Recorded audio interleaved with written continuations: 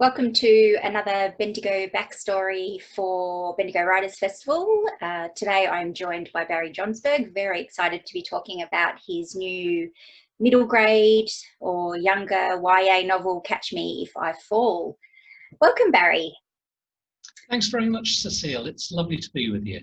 I think the first question I need to ask, given the year that we've had, is what was it like releasing a book in a COVID year? Well, I'm based in Darwin, and up here in the NT, we've been incredibly fortunate. In fact, we've had no problems at all, really, with COVID. We've had no restrictions. We've had no limitations upon what we can do or who we can meet, which is just as well, because I've just become a granddad for the first time earlier this year, which was brilliant. And so really for us, it's been business as normal up here. So getting a book published in 2020, obviously I knew what was happening in the rest of the country and the rest of the world, but to a large extent, it didn't really affect me, which is lovely. Great. And have you had to do much virtually in terms of book launches or book tours or anything like that? I've obviously missed out on a good few festivals and school trips, and I was going to go down to Queensland for a gig, which was going to be fabulous. I was going to go to WA, and of course all of those things have been cancelled. So more time to write, really. Excellent. Well, we'll get to that later on, but first of all, we'll talk about the one that has been published. I saw an interview that was from a while ago, because obviously you've been writing books for quite some time, but it said, and you were quoting Stephen King, I believe, and you said that stories are found and not made up. So I wondered, where did you find this one? Well, I do passionately believe that, and all of my books, and we're talking about 20 now and counting, have all come from a very sort of small idea or an image, or in the case of Catch Me If I Fall, the very phrase, the phrase Catch Me If I Fall, which I stumbled across probably about a year or two ago, in the context of siblings should always be there to look out for each other. And I actually thought that would probably make a good book title, but that was it. And so what normally happens with me is that an idea will normally hang around in my head for, I don't know, sometimes 2, 3, 4, 5, 8 years, until its time has come. And that happened probably in 2019 with Catch Me If I Fall. And I thought, well, I'll write this book. And when I started to write it, it was simply about that. It's about siblings who had or felt they had a duty to look out for each other. And that was all I knew about the story. I had to write it to find out what was going to happen. Well, it certainly is much more than just about some siblings looking out for each other. So I'm interested to see the process that you went through to get to that. It's been described as chilling and gut-wrenching and dystopian. It's a lot, there's a lot packed in there. You've got family dynamics, white privilege, climate change, ethics. It starts as one thing, and certainly you don't expect what's coming. So I'd love to hear about how that came about. You said you started with the sibling relationship, which is obviously so important to the story, but there's layer upon layer afterwards. So I wondered how you came to that. Makes me sound very smart, doesn't it? And actually, it was a very simple process. I wrote the very first chapter, in which the mother is exhorting her, I think they're 5 years old, her twins, to look out for each other, and that's where she introduces this idea of Catch Me If I Fall. And I thought, okay, I've probably got a story here. What happens if, that little phrase that I think comes to all writers, what happens if one sibling takes that very, very seriously and the other takes it as, in this case, her right? And I thought, well, okay, we've got some kind of a conflict going on. And as I started to write it, I realized that other things were coming in almost accidentally, I guess. And one was about climate. And the book starts off in the middle of a severe thunderstorm. And I thought, what if this is sort of not an unusual event? And again, in Queensland, like the Northern Territory, thunderstorms are not unusual events. What happens if this is something that seems to happen all the time? And I thought, okay, so I'm possibly now writing in a space, fictional space, where climate change has accelerated. Mm. And I thought, okay, I'll do a bit of reading up on climate change. Obviously, like most people, I know the basics and are worried about what's going to be happening in the future, but I did a little bit of research on that. And almost easily, for me at least, the book became futuristic. So it's sort of set in Australia in the future, but the date itself isn't specified. And I kind of liked that as well, whether people think it's going to be 20 years in the future or 120 years in the future, leaving that up to the reader. So I had the climate change element came in, and then other things, it seemed, automatically came in as I was finding the story. And that's what happens with that Stephen King quote that I'm so fond of, really, that he says they're found things, and he likens it to an archaeologist finding a little bump in the sand and thinking, aha, there's something here. And using the tools of an archaeologist, he or she has to uncover what's there. And you don't know until you uncover it what you're going to find. And that's exactly what happened with Catch Me If I Fall. Small, simple tale, I guess, to start with, about sibling devotion or lack of it. And then I dug a bit deeper and found all sorts of other things that just seamlessly came into it. So yeah, it was a lovely journey, actually. And it's interesting that you say it's a bit like being an archaeologist, because at the same time I find it's probably a little bit like being a clairvoyant or a fortune teller, because it feels like some of this is just around the corner. Some of the environmental changes and social changes that are in the book, that they do reflect on quite a bit, as the past generations have done this to us. Yes. So it feels a little bit like a warning, or a prediction of the danger we'll find ourselves in if we don't change our behaviours. So I'm really interested in the idea of that, given that your audience is that tween age, that 13, the twins are 13. They're at that cusp of leaving primary school, where everything is about social justice and the environment, and they recycle wonderfully and all the rest of it, and then they go off to high school, and lots of high schools do amazing things, but there does tend to be a bit of a dropping off of that social consciousness, if you like, or importance. So I'm interested that how you see the audience reacting to that. Well, I'm definitely encouraged. I think you're absolutely right. What happens when people hit the teenage years is a lot of things that they care passionately about, including reading, unfortunately, tend to subside somewhat. And I guess that's true also for social conscience.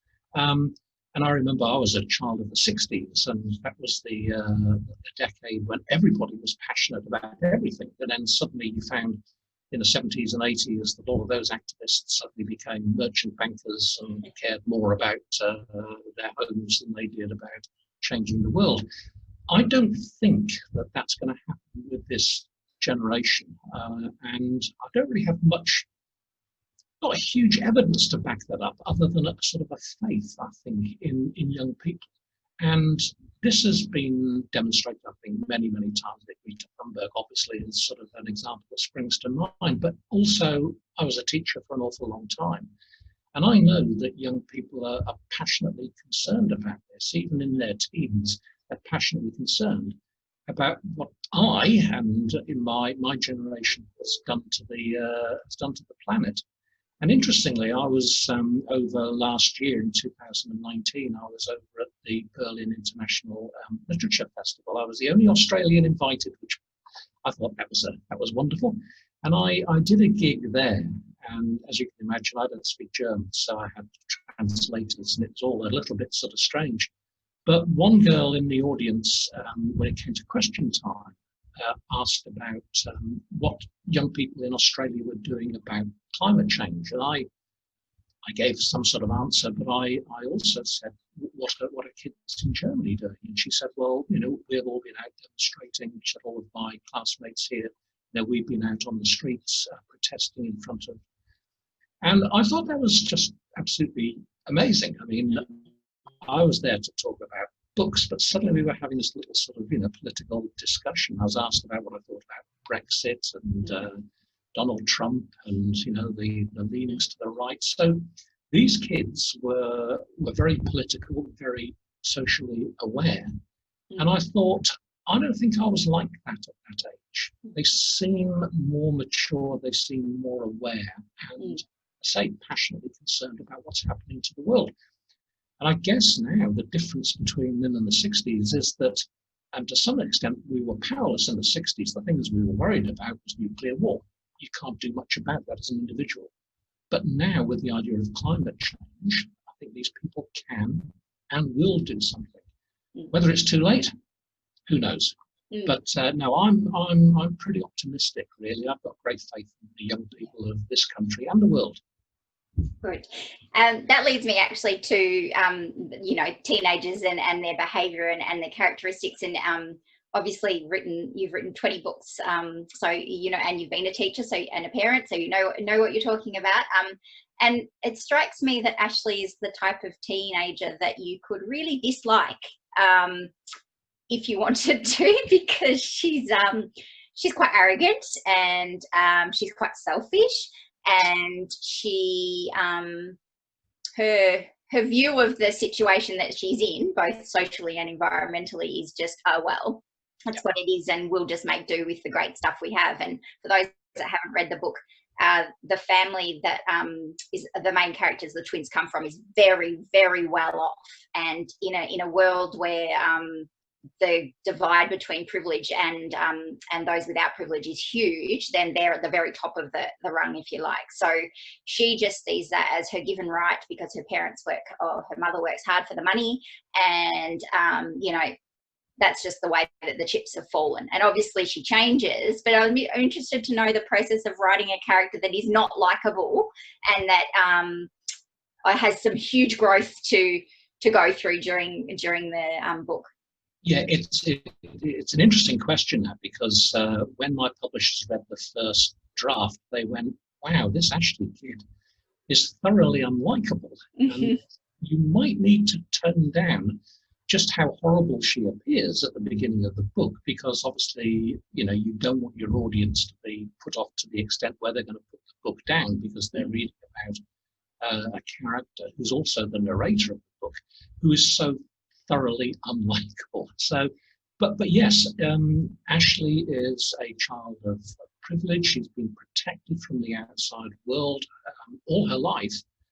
She's been told that what they've got is hers by not a God-given right, but that's just the way things are. And like everybody else, I guess, she's a product of that that background and that upbringing. She knows that all of that surrounds her is something that is her entitlement. And so it would be remarkable if she wasn't arrogant and ignorant and entitled. The difficulty was to make her change, I guess, as the story develops and as her education develops.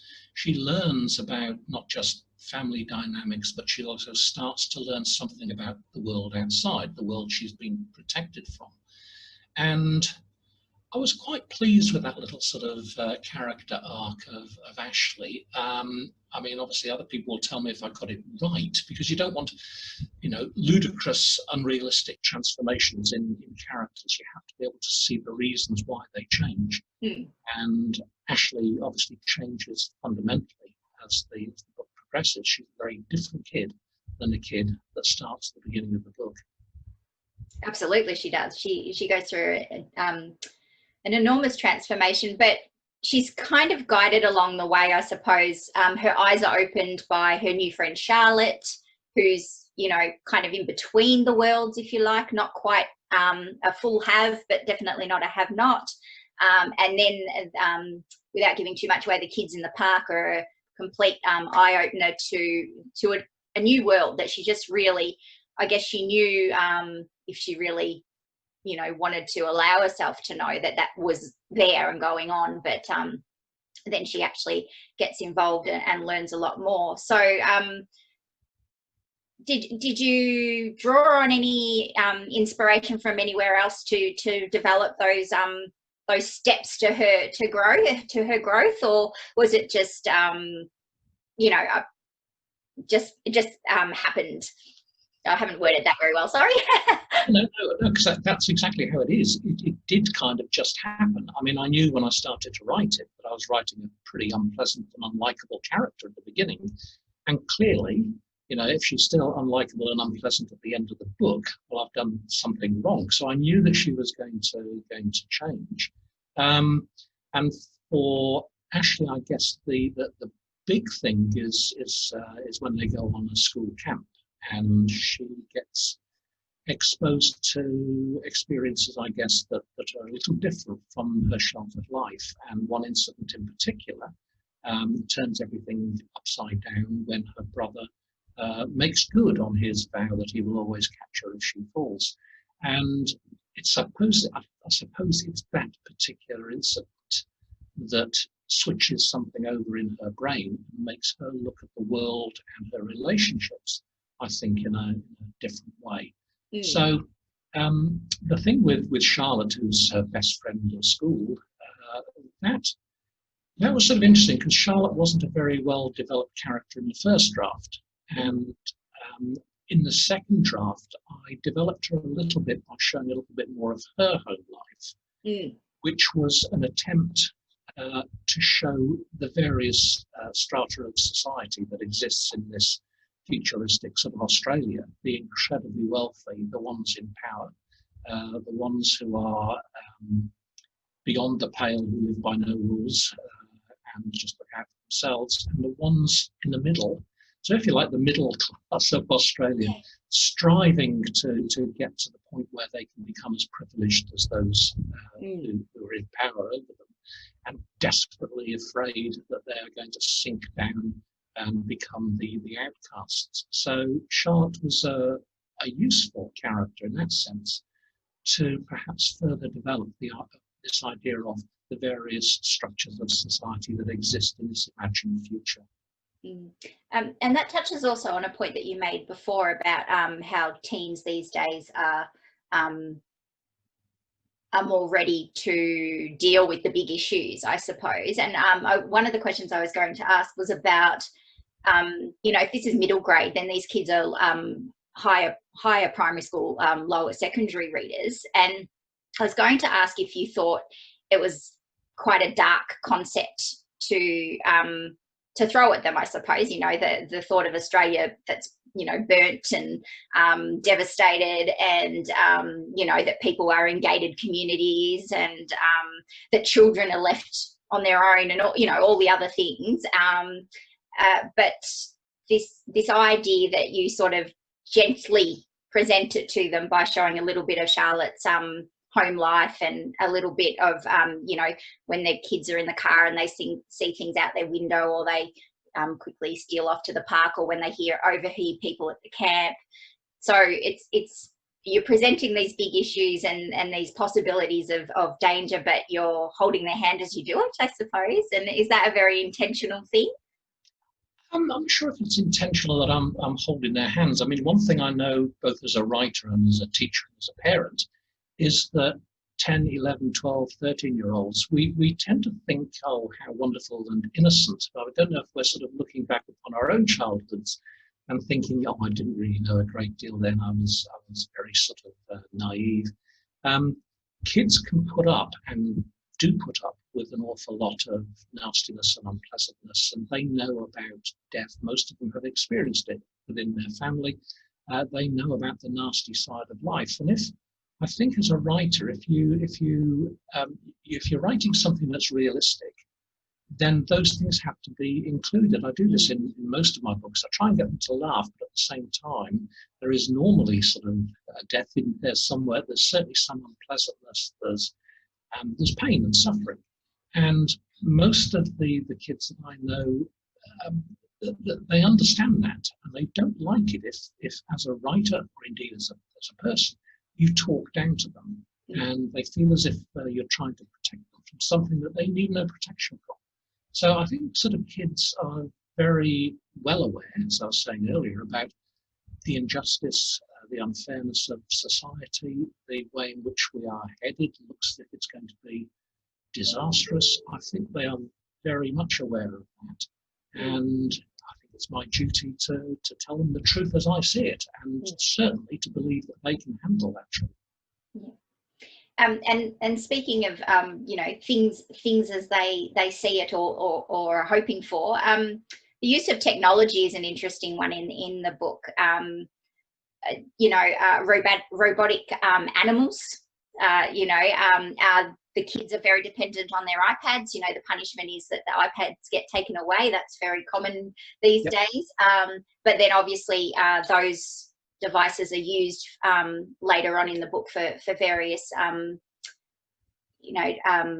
necessary things which are really important to the development of the kids' safety and all the rest of it. So I like the idea that the kids it's something they're very attached to and relevant these days. Everything is about devices. So it was really good that that continued on as something that was still relevant and still purposeful in this new Australia, which is obviously so different in so many other ways. Do you think that the robotic dog is and robotic animals and just the other changes, the solar sails and all the other things in the book, that they sort of seem a stretch too far, but then the devices are still hanging on? Like, it's where are we at? How futuristic is it? I'm not altogether sure. I mean, certainly things like robotic dogs. I mean, I remember from my childhood, you used to be able to buy the one, stick a battery in, and the dog barks and does somersaults. And okay, that's a very crude and very simple piece of technology.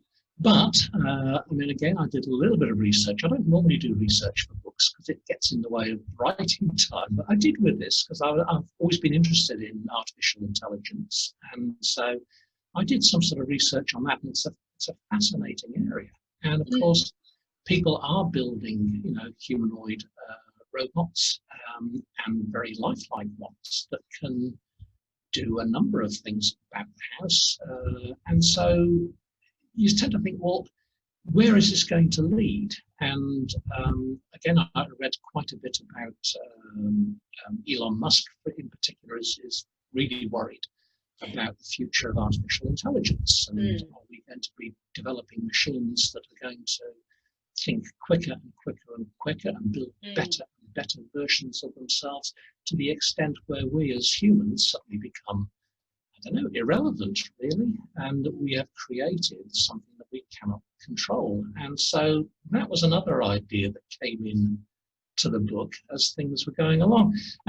Just one sort of entirely trivial thing, the robotic dog in the book is called Zorro, and that's the name of my dog. Which there you go.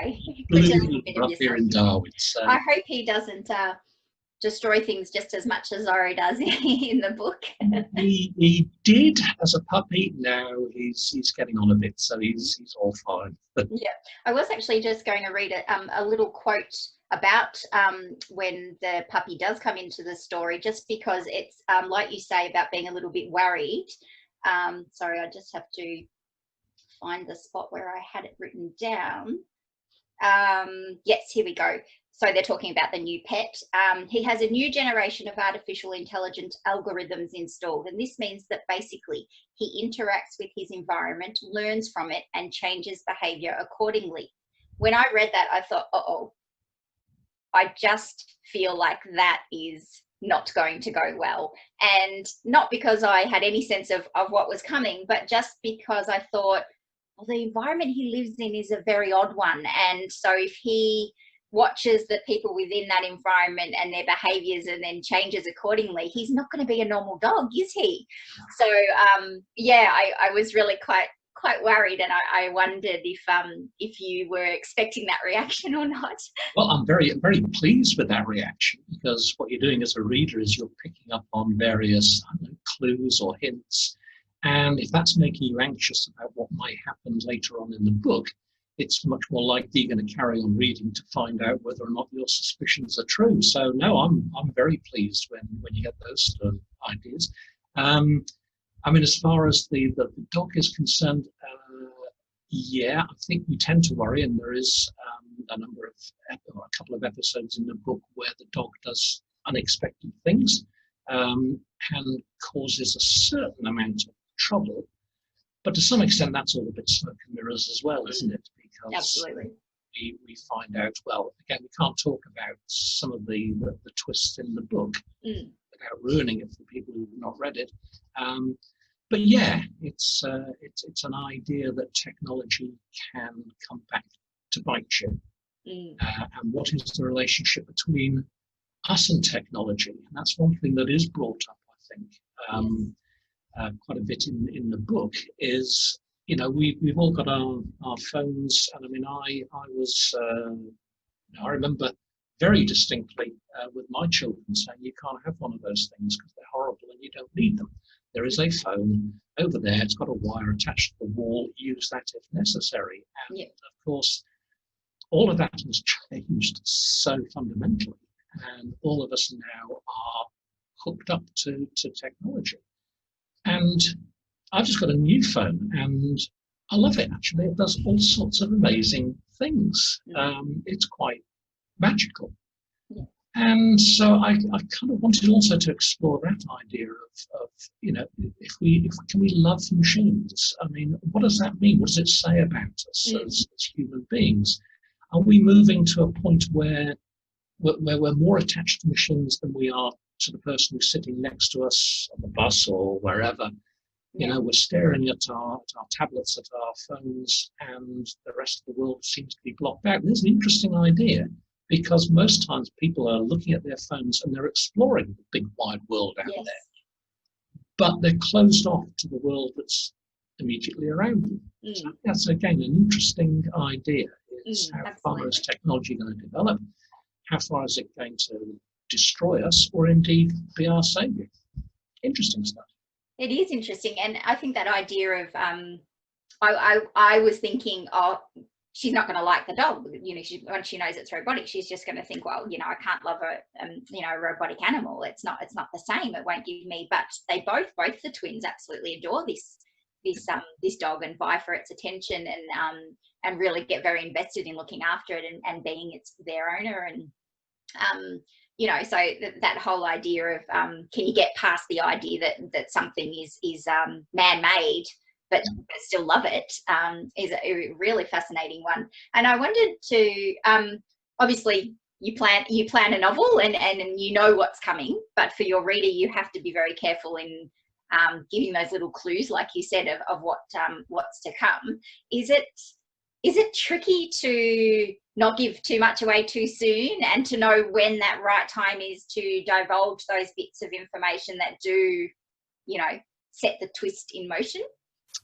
That's a really good question. In actual fact, I don't plan my books. So seriously, you're not a planner. I never ever plan my books. I'm sort of seat of the pants person. And I know lots of writers who plan everything out, you know, including this is going to be the final sentence. You know, I know exactly what's going to happen.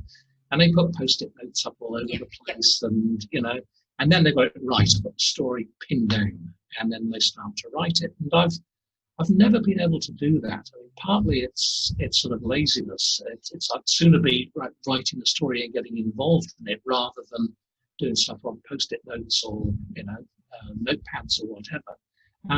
But mainly because I think if I plan everything out, I feel as if to some extent I'm obliged to follow that particular storyline that's been planned. That's the idea of planning it in the first place.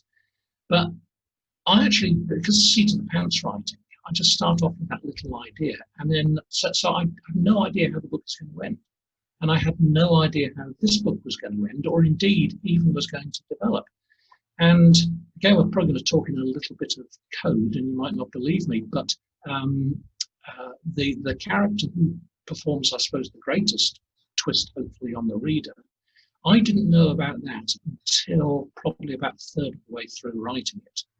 And then, you know, to some extent, the character himself, herself, informed me that that was maybe an option that I should explore. And so I did. And so it wasn't a question of planning out, I don't want to give too much away, you know, do this sort of particular twist, so I've got a seed, clues earlier on. It wasn't quite like that. After I'd finished the book, and you go back and you do the second draft, to some extent you've then got the idea, you've got the book there in rough form, and then you can start to fiddle around with those things about letting the reader know. I didn't have any idea about the ending either, and I think the ending is something that is hopefully interesting, maybe hopefully a little bit sort of surprising. Again, no idea about that until I actually started to write the final chapter. And then it seemed to me as if that was the ending that the book should have. But yeah, all the way through, I have no idea what I'm doing, really. That makes it even more magical, I think, that it comes out so wonderfully at the end then. We haven't talked about any of your previous work, and obviously one of those books is taken on a life of its own in a different format at the moment. So My Life as an Alphabet was your novel, which then turned into the movie H is for Happiness, which is just doing amazing things everywhere. How does it feel to, I know you weren't involved in the film very much, you didn't write the screenplay, but in terms of seeing something that, you didn't plan and that you just created, and then was a wonderful book that was so well received, and suddenly it's got on this new life as a movie. And I've heard you talk about the fact that you actually got to meet the characters that were playing your characters, and, what's that experience been like? All of that was surreal. I've got so many anecdotes about all of this, but it really started was one time when I was Googling myself, as you do really, just to see what's going on, and up came this little link that said that the screenplay H is for Happiness, based upon the best-selling book by Barry Jonsberg, My Life as an Alphabet, has won 4th prize in an international screenwriting competition. And I went, what is going on?